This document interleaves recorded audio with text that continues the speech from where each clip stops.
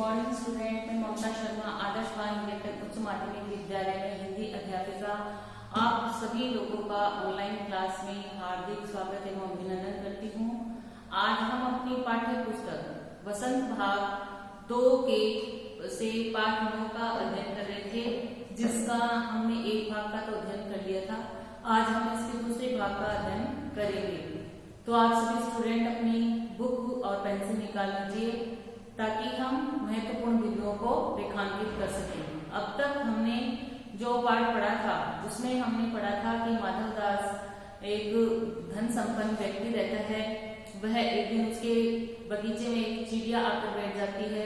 वह उसे तरह तरह के प्रलोभन देता है और उसको अपने पास यहाँ रखना चाहता है, लेकिन वह चिड़िया है उसकी बातों में नहीं आती है और अपनी माँ के पास जाने के लिए कहती है। तो माधव दास उसे बोलता है कि मेरे पास बहुत सोना है, मैं तेरे लिए सोने का घर बना दूंगा, उसमें मोती की झालर लटवा दूंगा, तुम मेरे पास ही रहो। लेकिन वह चिड़िया किसी भी तरह उसकी बात को मानने के लिए तैयार नहीं होती है। तो स्टूडेंट आप सभी लोग बुक निकाल लिए, फिर हम अपने आगे की पाठ का अध्ययन करते हैं। माधव दास ने चिड़िया इन बातों से बहुत डर गई। वह बोली, मैं भटककर तनिक आराम के लिए इस डाली पर रुक गई थी। अब भूलकर भी ऐसी गलती नहीं होगी। मैं अभी यहाँ से उड़ी जा रही हूँ। तुम्हारी बातें मेरी समझ में नहीं आती है। मेरी माँ के घोंसले के बाहर बहुत ही सुनहरी धूप बिखरी रहती है। मुझे और क्या करना है?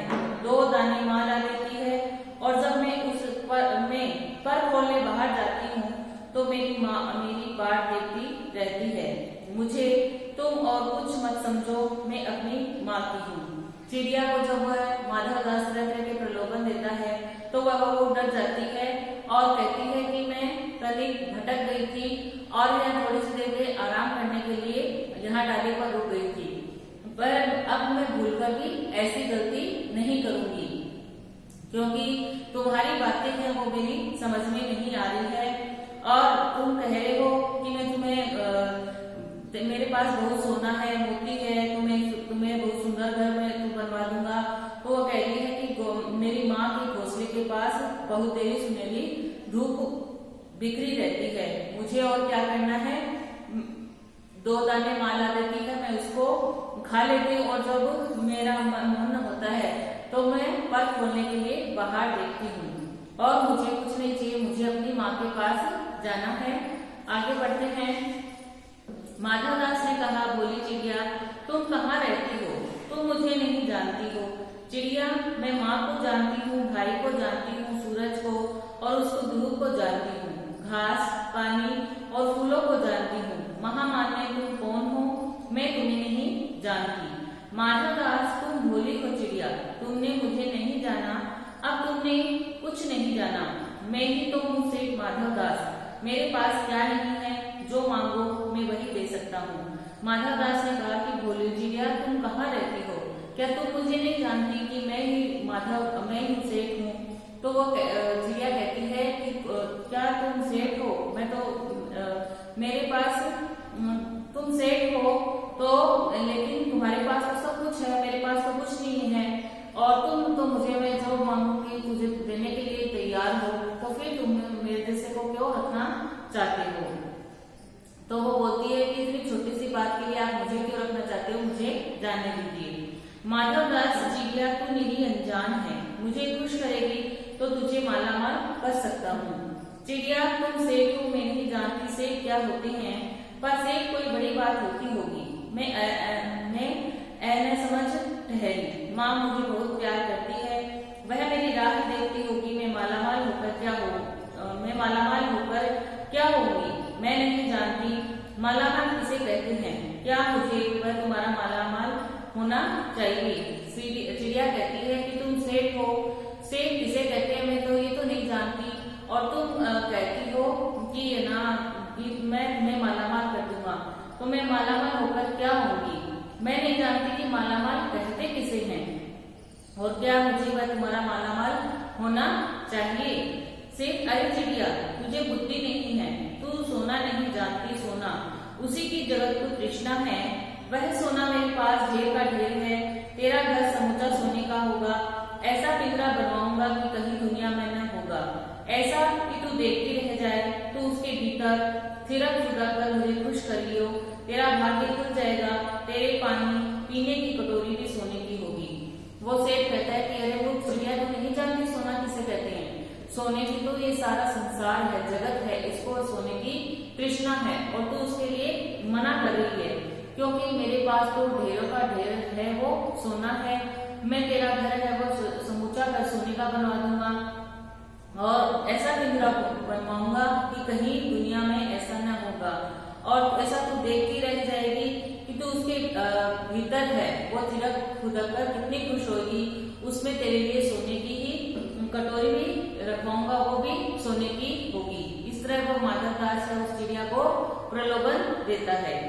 चिड़िया, वह सोना क्या चीज होती है? सेठ, तू क्या जानेगी? तू चिड़िया जो है, सोने का मूल्य सीखने के लिए तुझे बहुत सीखना है। बस यह जान ले कि सेठ माधवदास उससे बात कर रहा है। जिससे मैं बात कर लेता हूँ उसकी किस्मत खुल जाती है। वो कहती है कि क्या तू जानेगी? तू तो चिड़िया है ना, सोने का मूल्य सीखने के लिए तुझे क्या है कि तुझे बहुत कुछ सीखना होगा।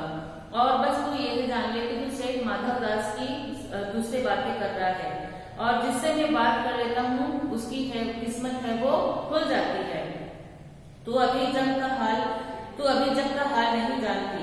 मेरी कोठियां पर कोठियां हैं, बगीचे पर बगीचे हैं, दास दासों की संख्या नहीं है, पर तुमसे मेरा चित्त प्रसन्न हुआ है। ऐसा वरदान कब किसी को मिलता है रे चिड़िया, तू इस बात को समझती क्यों नहीं है? वो उससे सेठ माधवदास कहता है कि तू ये सोच ले कि जो जिससे मैं जान जाता हूँ उसकी किस्मत खुल जाती है, क्योंकि मेरे पास बहुत सोना है, मेरे पास दासों की संख्या मेरे पास है, मेरे पास कोठियों पर कोठियां हैं, बगीचे पर बगीचे हैं, लेकिन दासियों की जो संख्या है वो नहीं है। पर मेरा मन है वो तुझसे प्रसन्न हुआ है, ऐसा वरदान अब तक किसी को नहीं मिला है। तो रे चिड़िया, तो इस बात को समझती क्यों नहीं है? चिड़िया, सेठ मैं नादान हूँ, मैं कुछ समझती नहीं, पर मुझे देर हो रही है, माँ मेरी बाट देखती होगी। वो कहती है कि चिड़िया बोलती है कि मैं तो नादान हूँ, यानी असमझ हूँ, भोली हूँ, मैं इस बारे में कुछ नहीं समझती हूँ, पर मुझे देर हो रही है क्योंकि मेरी माँ मेरा बाट जोती होगी, यानी मेरा इंतजार कर रही होगी। सेठ, ठहर, इस अपने पास के फूल को तूने देखा? यह एक ऐसे अनगिनत फूल हैं, ऐसे अनगिनत फूल मेरे बगीचों में हैं। वे भांति भांति के रंग के हैं, तरह तरह की उनकी खुशबू है। चिड़िया, तेने मेरा चित्त प्रसन्न किया है, और वे सब फूल तेरे लिए खिला करेंगे। वहाँ घोंसले में तेरी माँ है, पर माँ क्या है? इस बहार के सामने तेरी माँ क्या है? वहाँ तेरे घोंसले में कुछ भी तो नहीं है। तू अपने को नहीं देखती? कैसी सुंदर तेरी गर्दन, कैसी रंगीन देह है। तू अपने मूल्य को नहीं देखती? मैं तुझे सोने में मटकर तेरे मूल्य को चमका दूंगा। मैंने तेरे चित्त को प्रसन्न किया है, तू मत जा, यहीं रह। वो कहता है कि मुझे, चिड़िया उसे जब वो कहता है कि तू यहाँ रहे, तो वो कहती थी कि नहीं, मेरी माँ मेरा इंतजार कर रही है और मैं जाऊंगी। तब से उसको कहता है कि तू देख, तू जिस फूल की ओर तुझे देखेगी उतने ही फूल तुझे और मिलेंगे, क्योंकि यहाँ पर भांति भांति यानी अलग अलग तरह के रंग के फूल हैं और उनमें तरह तरह की खुशबू है। चिड़िया, तूने मेरा चित्त है, जो मेरा मन है वो प्रसन्न किया है, और वह सब फूल तेरे लिए खिले हैं। वह घोंसले में तेरी माँ है, और पर माँ क्या है? इस बहार के सामने तेरी माँ क्या है? वहाँ तेरे घोंसले में तो कुछ भी नहीं है। तू अपने को नहीं देखती? कैसी सुंदर तेरी गर्दन है, कैसी रंगीन तेरी देह है। तू अपने मूल्य को समझ, तो क्यों नहीं समझती है? मैं तुझे सोने में मंडाकर ऐसा चमका दूंगा, मैं क्यों कर दूंगा, क्योंकि तूने मेरे चित्त को प्रसन्न किया है। तू मत जा, यहीं रह जा। अब अपना प्रश्न यहाँ पे बन रहा है कि माधवदास ने उस चिड़िया से क्या कहा? तो माधवदास ने चिड़िया से यह कहा, यहाँ से अंडरलाइन करेंगे कि ऐसे अनगिनत फूल मेरे बगीचों की तूने मेरा चित्त प्रसन्न किया है, वे सब यहाँ से तेने मेरा चित्त प्रसन्न किया है, वे सब फूल तेरे लिए खिला करेंगे। बहार के सामने तेरी माँ क्या है, वह तेरे घोंसले में कुछ भी तो नहीं है। तू अपने को नहीं देखती, कैसे सुंदर तेरी गर्दन, कैसी रंगीन देह है। तू अपने मूल्य को क्यों नहीं देखती, मैं तुझे सोने में मढ़कर तेरे मूल्य को चमका दूंगा, मैंने क्योंकि तूने मेरे चित्त को प्रसन्न किया है। इन लाइनों को आप अंडरलाइन कर लेंगे और फिर इनमें से हम अपनी भाषा में इसका उत्तर लिखेंगे, इस प्रश्न का उत्तर लिखेंगे। चिड़िया, सेठ मैं अपने को नहीं जानती, इतना जानती हूँ कि माँ मेरी माँ है और मुझे यहाँ देर हो रही है। वो कहती है चिड़िया कि मैं नहीं जानती कि मैं नहीं जानती कि माँ है, वो मेरी माँ है और मुझे यहाँ देर हो रही है। सेठ मुझे रात मत करो, रात में अंधेरा बहुत हो जाता है और मैं राह भूल जाऊंगी। वो उसे कहती है कि चिड़िया की बच्ची कहती है कि आप मुझे इस तरह से प्रलोभन मत दो, क्योंकि रात हो रही है और रात है में अंधेरा बढ़ता जा रहा है। मैं अपना राह यानी रास्ता, कि मैं अपना जो रास्ता है वो भूल जाऊंगी, इसलिए तुम मुझे जाने दो। सेठ ने कहा अच्छा चिड़िया, जाती हो तो जाओ, पर इस बगीचे को अपना ही समझो, तुम बड़ी सुंदर हो। सेठ माधवदास कहता है कि अच्छा तुम जाना चाहते तो जाओ, पर इस बगीचे को तुम अपना ही समझो, क्योंकि तुम बड़ी सुंदर हो। यह कहने के साथ ही सेठ ने एक बटन दबा दिया। उसके दबने से दूध कोठी के अंदर आवाज हुई, जिसे सुनकर एक दास झपटकर बाहर आया। यह सब क्षण भर में हो गया और चिड़िया कुछ भी नहीं समझी। यह जब वह चिड़िया से बातें कर रहा था माधवदास, तो माधवदास ने बातें करते करते बटन दबाया और बटन दबते के साथ ही एक नौकर है वहां से आया, झटपट बाहर निकल कर आया और यह सब क्षण भर में हो गया और चिड़िया है इस बारे में कुछ भी नहीं समझ पाई। सेठ कहते रहे तुम अभी माँ के पास जाओ, माँ बाट देखती होगी, पर कल आओगी ना, कल आना, परसों आना, रोज आना। सेठ उसे इतनी देर बातें करते रहा कि कोई बात नहीं, तुम अब अपनी माँ के पास चले जाओ, कल आ जाना, परसों आ जाना, नरसों आ जाना। इस तरीके से उसे बातें करता रहा। यह कहते कहते दास को सेठ ने इशारा कर दिया और वह चिड़िया को पकड़ने के जतन में चला। यह कहते कहते क्या किया, सेठ माधवदास ने उस नौकर की तरफ इशारा कर दिया कि इस चिड़िया को पकड़ लो, और वह नौकर उस चिड़िया की बच्ची को पकड़ने के लिए आतुर हो उठा और प्रयास करने लगा। सेठ कहते रहे सच तुम बड़ी सुंदर लगती हो, तुम्हारे भाई बहन हैं, कितने भाई बहन हैं। और वो इतनी देर में उससे बातें कर रहा था कि तुम कितने भाई बहन हो और तुम बहुत सुंदर हो, इस तरीके से उससे बातें कर रहा था। चिड़िया दो बहन एक भाई, पर मुझे देर हो रही है। चिड़िया बोली हम दो बहनें हैं और एक भाई है, पर तुम मुझे जाने दो क्योंकि मुझे देर हो रही है। हाँ हाँ जाना, अभी तो उजेला है, दो बहन एक भाई है, ये बड़ी अच्छी बात है। और इस तरीके से माधवदास है वो उस नन्ही चिड़िया को अपनी बातों में उलझाए रखता है कि बहुत अच्छी बात है कि तुम दो बहनें हो और एक भाई है, यह बड़ी ही अच्छी बात है। पर चिड़िया के मन के भीतर जाने क्यों चैन नहीं था। वह चौकन्नी हो चारों देखती थी। उसने कहा सेठ मुझे देर हो रही है, लेकिन फिर भी जो सेठ माधवदास है वो उससे बातें कर रहा था, वो उसका उत्तर दे रही थी, लेकिन फिर भी उसके मन में डर था। वह चौकन्नी हो गई थी और चारों ओर देख रही थी। सेठ ने कहा देर अभी कहाँ, अभी उजेला है। मेरी प्यारी चिड़िया, मुझे अपने घर का इतने और हाल सुनाओ, भय मत करो। लेकिन वो सेठ माधवदास था, उसके मन में तो खोट था, वह उसे पकड़ना चाहता था, तो उसे वह बातों में उलझाए रखा और कहा कि अभी तो बहुत उजाला है, अभी तो अंधेरा नहीं हो रहा है, और तुम तो मेरी प्यारी चिड़िया हो, तुम अपने घर का और इतने हाल सुनाओ, भय मत करो। चिड़िया ने कहा सेठ मुझे डर लगता है, माँ मेरी दूर है, रात हो जाएगी तो राह नहीं सूझेगी। चिड़िया ने कहा कि है सेठ मुझे डर लग रहा है, क्योंकि मेरी माँ मेरे से बहुत दूर है और रात हो जाएगी तो रात में मुझे दिखेगा नहीं। इतने में चिड़ियों को बोध हुआ कि जैसे एक कठोर स्पर्श उसके देह को छू गया। वह चीख देखकर चिचियाई और एकदम उड़ी।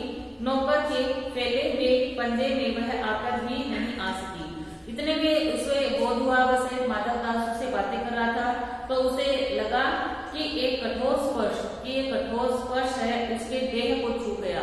यानी वो नौकर था उसे पकड़ने के लिए आगे बढ़ा और उसको पकड़ने की कोशिश कर रहा था। नौकर के फैले हुए पंजे में आकर भी नहीं आ सकी। तब वह उड़ती हुई एक सांस में माँ के पास गई और माँ की गोद में गिरकर सुबकने लगी, ओ माँ, ओ माँ। तब वह क्या करी, वह चिड़िया थी, वह उसके पंजे में तो नहीं आई और सीधी उड़ी उड़ी अपनी माँ के पास चली गई और अपनी माँ की देह के यानी शरीर के चिपक गई और रोने लग गई, सुक्तियां लेने लगी, ओ माँ, ओ माँ। माँ ने बच्ची को छाती से चिपटाकर पूछा, क्या है मेरी बच्ची, क्या है?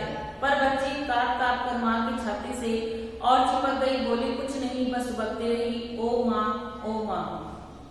बड़ी देर में उसे ढांढस बंधा और तब वह पलक मीच उस छाती में चिपकर सोई, जैसे अब पलक न खोलेगी। इससे वो उसकी माँ उसे पूछती है कि क्या हुआ मेरी बच्ची, क्या हुआ? तो वह कुछ नहीं बोलती है और सुबकती रहती है और कहती है, ओ माँ, ओ माँ। और बड़ी देर बाद उसे ढांढस बनता है, उसे धीरज बनती है, लेकिन तब तक भी वह अपनी पलक को मीच कर यानी आंखें बंद करके अपनी माँ से चिपककर सोई रहती है, जैसे वह अब पलक न खोलेगी। यानी इतना दुखद जो अनुभव हुआ था उसे, वह उस दुखद अनुभव को कभी अपनी माँ के साथ में साझा नहीं करेगी। तो स्टूडेंट, अपना जो यह लेसन है वो यहाँ पर समाप्त हो रहा है। आपको कोई भी बात समझ में नहीं आई हो, कोई भी तरह का डाउट हो तो आप मेरे से व्हाट्सएप पे मैसेज करके आप कॉल करके पूछ सकते हैं। Thank you, have a nice day.